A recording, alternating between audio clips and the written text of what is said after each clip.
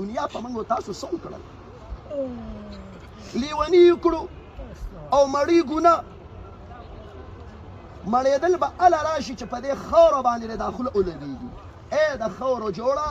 په دنیا پسې ناجوړه هله به ته جوړ شي چې په خاورو باندې موړ شي لږ د آخرت غم او فکر وکئ د لسو کالو ماشومان بچي د اتو کالو ماشومان بچي زه په دې خپلو سترګو وینم غټ موبایل یې تاسو ورته اخیستي او دا په لاپس کې ورکړي په لوی لاس باندې بچی خرابول دا موبایل دا خو یو دجالي فتنه ده یو دجالي فتنه ده ډېر خلک دا وایي یاره مونږ یې ښه استعمالوو او د قرآن تلاوت پکې کوو دا قرآن کریمونه چې په دې الماریو کې ایښي دي دا خو دې زاړه کړل چې اوس یې په موبایل کې کوي په موبایل کې چې ته تلاوت کې د دې تلاوت به څه برکت وي دا خبره یاد وساتئ ورونو چې کله حق د باطل په لاره باندې راځي حق چې کله د باطل په لاره راځي باطل به ترقي کوي حق به ترقي نه کوي دا باطلې لارې دي په دې باندې که موږ او تاسو ته حق راځي دا حق به ترقي نه کوي حق به کمزوری کېږي باطل به ورسره ترقي کوي دا د اغیارو سازشونه دي اوړه کوم حد ته ورسېدله او غوړیو چیني کوم حد ته ورسېدله موبایل په کوم حد کې و کوم حد ته راغی تاسو ته یاد دي دا ساده موبایل دی دا اول چې د فحاشۍ آله راوځي اغیار د هغې ډېر های ولګوي دا د مسلمانانو د دوی د ځوانانو په ذهنونو کې د دې یو اهمیت ورواچي چې دا یو ډېر اهم شی دی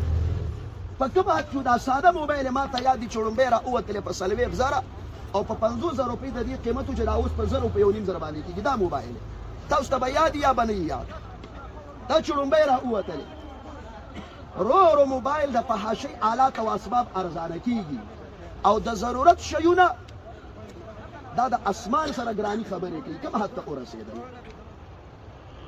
دا د کافرو سازش دی د دوی یو چال دی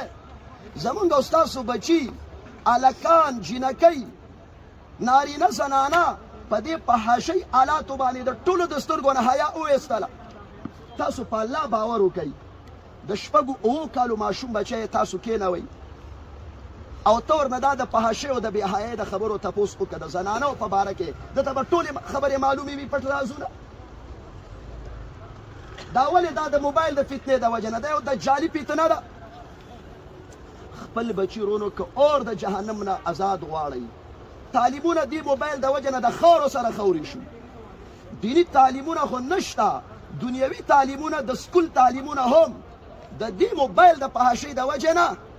د هلکانو اوس هغه لمبرې نه راځي چې کومې به مخکې راتلې جومات ترېنه نه دی خلاصه حجره ترېنه نه ده خلاصه جومات ته دا فتنه راغله نبی علیه الصلاة والسلام 1400 کاله مخکې ویلي دي وایي د قیامت علامو کې یوه علامه دا ده نښه دا ده قیامت ته قریب وخت کې به د ساز او د سرود آلات به عام شي هر کور ته به ورسېږي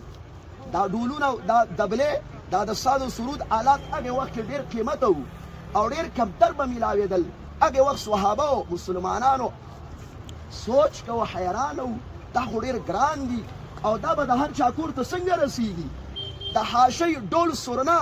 دا به هر کور ته ورسېږي عام به شي قیامت ته قریب وخت کې او زمونږ او ستاسو دور کې دا موبایل دی که نه ډول سرنا پکې شته که نشته ټوله د دنیا فحاشي بې حیایي پکې شته که نشته کور ته څه کوې د هر چا جیب ته دا فتنه ورسېدله سینما وي سی آر بړبڼ فلمونه د هر چا په جیب کې پراته دي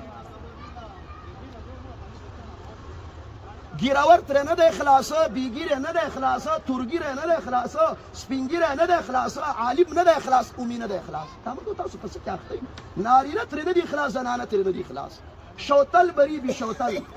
او موبایل به یې جیب کې ځان ته لګولي او ګوشکیانې به یې په غوږ کې ورکړي خرګاړی به چلوي په خرګاړي کې به یې ځان ته موبایل لګولی ګاړی جنازه ده په جنازه کې روانې یو پایه که داسې شوله بس مرګ دی او بربند فلم به درته مخې ته چالو وي دي که نه دي په ټولو ګاډو کې په دې روټونو باندې لعنت ورېږي دا موږ او تاسو باندې دي موبایل څه وکول دا بچو باندې راته څه وکړل لږ د بچو خپل د دوی تربیت ته متوجه شئ.